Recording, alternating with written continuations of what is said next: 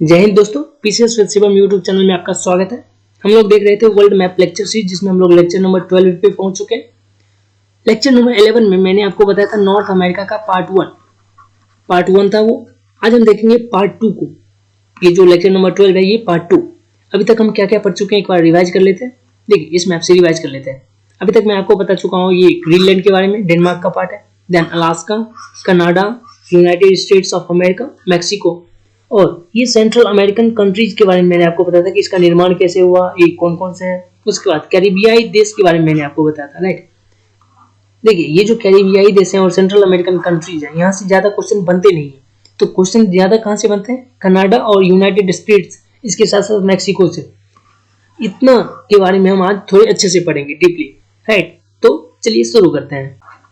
देखिए, अभी तक आपको मैं क्या बता चुका हूँ, ये अलास्का, कनाडा, ये ग्रीनलैंड जो किसका पार्ट था, डेनमार्क का, ये United States of America, Mexico. नीचे में मैंने आपको सेंट्रल अमेरिकन के देश के बारे में बताया, तो जो सात थे इसका निर्माण कैसे हुआ ये सब आपको समझ में आ गया होगा। ये छोटे छोटे जो देश हैं ये कैरिबियाई देश है, राइट। इसके बारे में मैंने आपको बताया। देखिए, ये जो छोटे छोटे देश थे सेंट्रल अमेरिकन और कैरिबियन, यहाँ से ज्यादा क्वेश्चन नहीं बनते हैं। क्वेश्चन कहाँ से ज्यादा पूछे जाते हैं? ये मेन दो देशों से। कौन कौन? कनाडा और अमेरिका, राइट। मैक्सिको से भी बहुत कम क्वेश्चन पूछे जाते हैं। जो भी पूछे जाते हैं वहां से मैं आपको समझा देता हूँ। अब आप नॉर्थ अमेरिका का जो मेन माउंटेन रेंजेस है उसको देख लीजिए। यहाँ पे देखिए, आपको एक ब्रुक रेंज दिख रहा है। ब्रुक रेंज इसको क्या बोलते हैं? यहाँ लिखा हुआ भी आपको दिख रहा होगा, ब्रुक रेंज या ब्रुक्स भी बोलते हैं, राइट। ब्रुक्स आप याद रखिएगा। उसके बाद देखिए, यहाँ पे आपको दिख रहा होगा अलास्का रेंज। क्या है ये? अलास्का मैंने आपको बताया जगह का भी नाम है। अलास्का किससे अलग होता है? यहाँ पे देखिए 141 क्या लॉन्गिट्यूड लाइन है, इससे अलास्का और कनाडा अलग होता है। दो रेंज आपको याद हो गए, कौन कौन? यहाँ पे देखिए, पहला तो ब्रुक्स और दूसरा अलास्का। ये फिर से लिख देता हूँ, अलास्का रेंज है, राइट। अलास्का रेंज, यहाँ पे भी रेंज होगा, राइट। ब्रुक्स रेंज और अलास्का, ब्रुक्स और अलास्का याद रखिएगा। इसके बाद थोड़ा नीचे आइए, यहाँ पे आपको दिख रहा होगा, ये देखिए यहाँ पे है मैकेंजी माउंटेन्स। क्या ये? मैकेंजी माउंटेन्स, मैकेंजी आपको दिख रहा होगा, मैकेंजी माउंटेन्स। उसके बाद थोड़ा और नीचे आइए, ये क्या है? कोस्ट माउंटेन्स है, कोस्ट रेंज।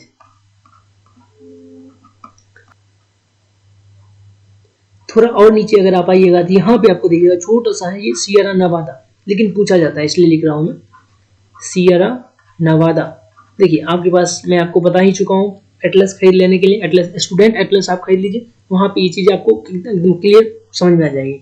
सियरा नवादा यहाँ पे देखिए, दो पर्वत और आप याद रखिए। यहाँ पे अगर आप आइएगा तो यहाँ पे दो है, कौन कौन? एक पश्चिमी सियरा माद्रे यहाँ पे, और एक और है पूर्वी सियरा माद्रे। ये पश्चिम में इसलिए पश्चिमी सियरा माद्रे, और ये पूर्व में इसलिए पूर्वी सियरा माद्रे। इतना आपको याद रह जाएगा। लेकिन ये सब मेन नहीं है, सबसे मेन माउंटेन सीरीज जो है वो यहाँ पे छुप गया है। आप यहाँ देखिए, सबसे मेन जो है वो रॉकी है, रॉकी माउंटेन्स। यहाँ पे दुनिया का दूसरा सेकेंड लॉन्गेस्ट है, ये सेकेंड लॉन्गेस्ट। अगर पहला पूछे, सबसे लॉन्गेस्ट पूछे, तो वो क्या है? एंडीज, जो कहाँ था? साउथ अमेरिका में, मैं आपको बता चुका हूँ। और अगर तीसरा पूछे तो वो हिमालय अपना वाला, राइट। तो फिर से याद कीजिए, Andes then Rockies then Himalayas, ठीक है। आपको इतना याद रहेगा। और एक और नीचे में यहाँ पे देखिए, यहाँ पे आपको दिखेगा, इस आसपास में आपको दिखेगा अपलेशियन। इसका क्या नाम है? अपलेशियन, ठीक है, याद रहेगा आपको, अपलेशियन पर्वत श्रेणी। देखिए, अभी तक जो भी माउंटेन रेंजेस मैंने आपको बताया फिर से एक बार रिवाइज कीजिए।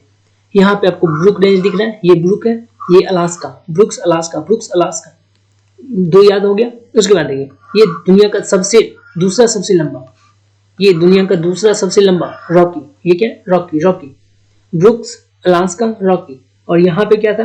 कोस्ट रेंज, आपको यहाँ पे बताया था कोस्ट रेंज। उससे नीचे आइएगा सियरा नवादा, और यहाँ पे क्या था?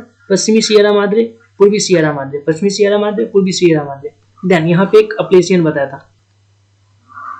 ये जो अलास्कन रेंज है, इसी में एक आपको माउंटेन मिलेगा। इस माउंटेन का क्या नाम है?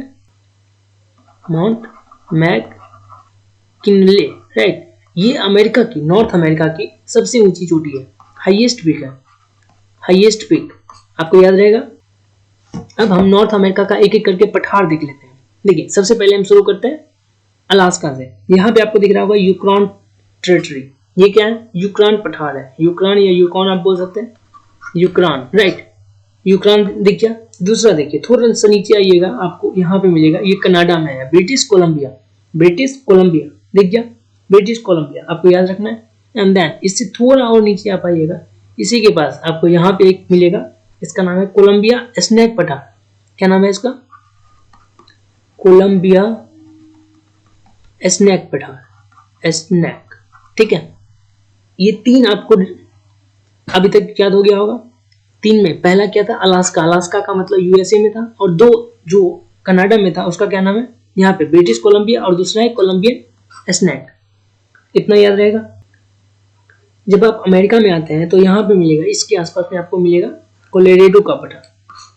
इसके आसपास में आपको मिलेगा कोलोराडो का पठार। क्या बोला मैंने? कोलोराडो पठार है ये, राइट। प्लेटू बोल सकते हैं आप, प्लेटू। और नीचे में एक और आप याद रखिए, यहाँ पे मैक्सिको में क्या था? मैक्सिको का पठार। यहाँ मिलेगा आपको मैक्सिको का पठार, ठीक है। फिर से एक बार रिवाइज कर लीजिए, ये यूक्रेन, ये ब्रिटिश कोलंबिया, यहाँ थोड़ा सा नीचे, इसके लिए नीचे बताया था मैंने, कोलंबिया स्नैक पठार। और इससे थोड़ा नीचे आइएगा तो कोलोराडो जो अमेरिका में था, और यहाँ पे मैक्सिको में मैक्सिको का पठार। इतना आपको याद रह जाएगा। अब दो और याद रख लीजिए, वो ज़्यादा इंपॉर्टेंट नहीं है इसे। इसके आसपास आप देखिएगा तो यहाँ पे आपको मिलेगा एडवर्ड पठार, एडवर्ड, और इससे थोड़ा और नीचे आइएगा तो ओजार करके है एक, ओजार। और इसके आसपास में जो ये फ्लोरिडा का रीजन दिख रहा है ना, यहाँ पे पिडमाउंट है, पिडमाउंट, राइट। ये उतना इंपॉर्टेंट है नहीं, ये तीनों खास करके। ये जो पांच मैंने आपको बताया लगातार, क्या क्या है? यूक्रेन, ब्रिटिश कोलंबिया, यहाँ पे कोलंबिया स्नैक या स्नैक, उसके बाद कोलोराडो जो यूएसए में है, उसके बाद मैक्सिको पठार। ये पांचों आपको याद रखना है। यहाँ तक आपको समझ में आ गया होगा। अब हम देखते हैं उत्तरी अमेरिका की कुछ प्रमुख झील है। जो झील है वो, इसको थोड़ा जूम करना पड़ेगा इसमें आपको। देखिए सबसे पहले आप कनाडा की 5 झील आप याद रखिए। कैनेडियन सिल्ड की झीलें बोलते हैं। ये जो झील आपको दिख रहा है, ये कैनेडियन सिल्ड की झीलें बोलते हैं इसको क्या बोलते हैं? कैनेडियन सिल्ड की झीलें, राइट। ये जो आपको झीलें दिख रही है, ये है कैनेडियन सिल्ड की झीलें, कैनेडियन सिल्ड, राइट। इसमें कौन कौन से हैं? अब देखिए इसका एक एक करके नाम आप देख लीजिए। पहले सबसे पहले आप देखिए, यहाँ पे ग्रेट बियर लेक दिख रहा है। ये जो लेक दिख रहा है ये क्या है? ग्रेट बियर है, राइट। ग्रेट बियर आपको याद रहेगा। इससे थोड़ा नीचे आप आइएगा तो ग्रेट स्लेव लेक दिख रहा है। स्लेव मतलब गुलाम। आपको गुलाम लेक नहीं याद रखना है, आपको जो लिखा हुआ है वही याद रखना है, स्लेव लेक ही याद रखना है, राइट। अगर आप ध्यान से देखिएगा तो ग्रेट स्लेव लेक जो है, इससे एक यहाँ पे इस तरह से रिवर निकल रही है। इसका नाम क्या है? McKenzie, McKenzie. ये कनाडा की सबसे लंबी नदी है, राइट। तो ये एडिशनल फैक्ट आप याद रखिए, रिवर के साथ फिर से आएगा। फिर से रिवाइज कीजिए। यहाँ पे मैंने आपको बताया ग्रेट बियर लेक, उसके बाद ग्रेट स्लेव लेक, 2 हो चुका है। अब यहाँ नीचे देखिए, यहाँ पे आपको दिखेगा लेक अथावास्का। क्या है ये? अथावास्का। छोटा सा है लेकिन है, आपको याद रखना है, लेक अथावास्का।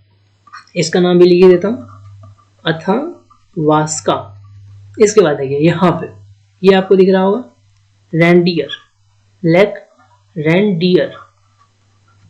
आपको इतना याद रखना है। और एक और याद रखिए आप, यहाँ पे लेक विनीपेग। देखिए विनीपेग आप पढ़े होंगे सही से, तो आपको पता होगा विनीपेग यहाँ पे एक सिटी भी है। विनीपेग शहर है, इसके नीचे में इस साइड है। इसको बोला जाता है विश्व की गेहूं मंडी। क्या बोला जाता है? विश्व की गेहूं मंडी। यहाँ पे एक देखिए अथावास्का बताया था मैंने, ये अथावास्का। यहाँ पे यूरेनियम काफी मिलता है। आपको पता होगा यूरेनियम के उत्पादन में कनाडा काफी आगे है, या प्रथम है बोल सकते हैं, राइट। तो ये जो यूरेनियम मिलता है, ये कहाँ मिलता है? लेक अथावास्का के पास मिलता है। यहाँ पे याद रख लीजिए, यूरेनियम मिलता है, यहाँ पे यूरेनियम भंडार है, राइट। यूरेनियम भंडार किसके पास है? लेक अथावास्का। ग्रेट स्लेव के बारे में मैंने आपको क्या बताया, यहाँ से एक रिवर निकलती है मैकेंजी, जो कनाडा की सबसे लंबी नदी है। 5 आपको लेक याद हो गया। आपको याद करना पड़ेगा, ये सब काफी पूछा जाता है, ये सब अक्सर पूछा जाता है, इसलिए आपको याद करना पड़ेगा, राइट। फिर से याद कीजिए एक बार मेरे पास आप। ग्रेट बियर, पहला ग्रेट बियर, दूसरा ग्रेट स्लेव, तीसरा अथावास्का, चौथा रेनडियर, 5वां लेक विनीपेग। देखिए Great Bear, Great Slave, Athabasca, यहाँ पे रेनडियर और ये विनीपेग। 5 याद हो गया। अब देखिए इस आसपास में आपको दिख रहा होगा ग्रेट लेक्स बेसिन। इसको क्या बोला जाता है? इस एरिया को बोला जाता है ग्रेट लेक्स बेसिन। इसको थोड़ा और जूम कर देता हूँ, आप यहाँ इसको देखिए। देखिए यहाँ पे मैंने आपको बताया था एक लाइन, ये 49 डिग्री लैटिट्यूड, ये क्या किस किस के बीच सीमा रेखा बना रही थी? अंतरराष्ट्रीय सीमा। ये था यूएसए और कनाडा के बीच, राइट, कनाडा। अब देखिए यहाँ तक तो सही था, लेकिन इसके बाद ढेर सारे लेक्स और रिवर्स आ जाते थे और इन दोनों देशों ने क्या किया, दोनों को जितने भी लेक्स आए उनमें से 4 को आपस में बांट लिया। इस तरह से यहाँ पे इस तरह से बांटा कि वो जो पूरा लेक है आधा आधा भाग में बढ़ जाए, राइट। और इसके बाद यहाँ से उन्होंने इस तरह से अपना बाउंड्री डिसाइड किया है। तो इस लेक को अक्सर यहाँ से अक्सर क्वेश्चन पूछा जाता है, इसलिए आपको अच्छे से पढ़ना पड़ेगा। देखिए यहाँ पे 5 झीलें हैं। 5 झीलें कौन कौन है? यहाँ पे आप नाम देखिए। ये जो दिख रहा है ये लेक सुपीरियर है। ये क्या है? Lake superior. सुपीरियर मतलब ऐसे भी महान टाइप का होता है, बड़ा होता है, राइट। लेक सुपीरियर ये जो है ये सबसे बड़ी मीठे पानी की झील है। कैसा है? मीठे पानी की झील, आपको याद रहेगा। उसके बाद क्षेत्रफल के आधार पे देखें, एरिया के आधार पे, तो ये दूसरी सबसे बड़ी झील है, सेकेंड बिगेस्ट लेक है। पहला क्या था? कैस्पियन। कहाँ था वो? यूरोप और एशिया के बाउंड्री पे था, राइट। इसके बाद देखिए यहाँ पे थोड़ा सा नीचे अब आइएगा तो यहाँ पे आपको दिखेगा मिशिगन। ये आपको दिख रहा है मिशिगन, ये पूरी तरह से यूएसए में है। यहाँ से आपको देखिए बाउंड्री भी यहाँ से दिख रहा है। ये बाउंड्री मैंने आपको पहले भी बताया था, ये बाउंड्री है। तो बाउंड्री से पहले है का मतलब क्या? पूरा पूरा ये यूएसए में है। और पूछा जाता है कि इन ग्रेट लेक्स में कौन सा ऐसा झील है या लेक है जो पूरी तरह से अमेरिका में है, तो आप क्या बोलिएगा? लेक मिशिगन, याद रह जाएगा। अब देखिए तीसरा झील क्या है? यहाँ पे आपको दिखेगा लेक ह्यूरॉन। ह्यूरॉन दिख रहा है, ये ह्यूरॉन है, लेक ह्यूरॉन।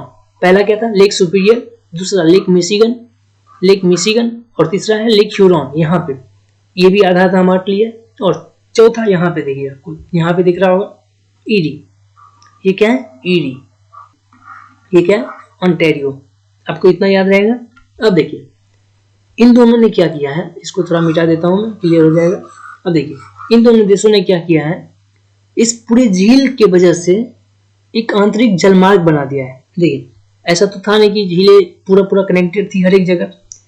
इन्होंने क्या किया, लेक सुपीरियर और ह्यूरॉन को आपस में जोड़ने के लिए एक नहर बना दिया। यहाँ पे इसका नहर का नाम क्या क्या है? सुनहर रख दिया। सुनहर, सुपीरियर झील सुनहर, आप याद रखिएगा सुनहर।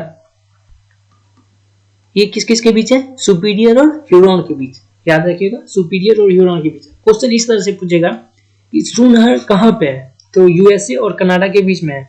क्यों बनाया गया है? ताकि इस दोनों का कनेक्शन हो जाए, मतलब दोनों मिल जाए। और देखिए होता क्या है एक्चुअली, जब भी यहाँ अटलांटिक महासागर है, अटलांटिक महासागर में मान लीजिए कोई शिपमेंट आया, इनका कोई सामान आया शिप से, तो यहाँ से ये क्या करेंगे, एक रिवर है यहाँ पे, ये जो रिवर आपको दिख रहा है, ये रिवर का क्या नाम है? सेंट लॉरेंस नदी। यहाँ पे लिख देता हूं मैं, सेंट लॉरेंस रिवर, राइट, नदी है। इस नदी के थ्रू यहाँ पे आपको लिखा होगा अभी, सेंट लॉरेंस नदी के थ्रू आया और यहाँ तक पहुंच जाएगा। लेकिन अब इससे आगे जाने में दिक्कत होगी, इसको क्या करना पड़ेगा, रोड चाहिए, फिर से उतारो सामान, फिर से लादो ट्रक पे, और बहुत दिक्कत आ जाएगी। इसलिए इन्होंने क्या किया है, बीच बीच में नहर बना दिया है, राइट, काट काट करके। या तो नेचुरली था या नहीं तो इन्होंने जबरदस्ती बना दिया है। अभी दो नहर आपको याद रखना है। पहला आपको बता दूं, यहाँ पहला मैं आपको बता चुका हूँ, सुनना है किस किस के बीच, लेक सुपीरियर और ह्यूरॉन के बीच। और दूसरा आप एक और याद रखिए, यहाँ पे ये जो ऑन्टेरियो झील दिख रहा है, ऑन्टेरियो और ईरी, इस दोनों के बीच में यहाँ पे इन्होंने एक झील, यहाँ पे इन्होंने एक नहर बनाया। इसका नाम क्या है? वेलैंड नहर, वेलैंड नहर, राइट। और ये जो पूरा एरिया है, यहाँ पे काफी इंडस्ट्रीज सेट, इंडस्ट्रियल एरिया है। इंडस्ट्रियल एरिया मतलब क्या, यहाँ पे काफी फैक्ट्रीज है। फैक्ट्रीज यहाँ होने का रीजन क्या है, देखिए, एक तो इतने सारे झील हैं तो इनको पानी आसानी से मिल जाता है, इलेक्ट्रिसिटी भी मिल जाता है आसानी से। और जब भी सामान बनाते हैं तो ट्रांसपोर्टेशन का खर्चा कम होता है, काफी कम होता है, राइट। ट्रांसपोर्टेशन का खर्चा कम होगा तो सामान सस्ती होगी, बेचना आसान हो जाएगा इनके लिए। तो इस आसपास में ढेर सारे आपको सिटीज मिलेंगे। देखिए यहाँ पे शिकागो आपको मिल रहा है, लेक मिशिगन के नीचे, जस्ट नीचे। यहाँ पे डिट्रॉइट, उसके अलावा कुछ और सिटी आप देख लीजिए, यहाँ पे बोस्टन दिख रहा है, बोस्टन चाय पार्टी आपको याद होगा, अमेरिकी स्वतंत्रता संग्राम से रिलेटेड है। उसके बाद न्यूयॉर्क है, फिलाडेल्फिया है, उसके बाद वाशिंगटन डीसी, ये क्या है, अमेरिका का कैपिटल, आपको याद है। और ये जो शिकागो है, शिकागो किसके लिए फेमस है, मांस के लिए, विश्व की मांस की मंडी कहा जाता है। शिकागो किसके लिए फेमस है, मांस के लिए। और डिट्रॉइट किसके लिए फेमस है, ऑटोमोबाइल के लिए। ऑटोमोबाइल मतलब कार मैन्युफैक्चरिंग होता है ना। एक और पॉइंट आप याद रखिए, यहाँ पे ये जो मैंने आपको बताया लेक ऑन्टेरियो और लेक ईरी, इस दोनों के बीच में कौन सा नहर था, वेलेंड नहर था। और वेलेंड नहर के पास ही एक नियाग्रा जलप्रपात है, नियाग्रा फॉल्स है, काफी सुंदर भी लगता है देखने में, राइट। फॉल्स के थ्रू तो ये शिप गुजार नहीं सकते थे, इसलिए इन्होंने वेलेंड नहर को बनाया, राइट।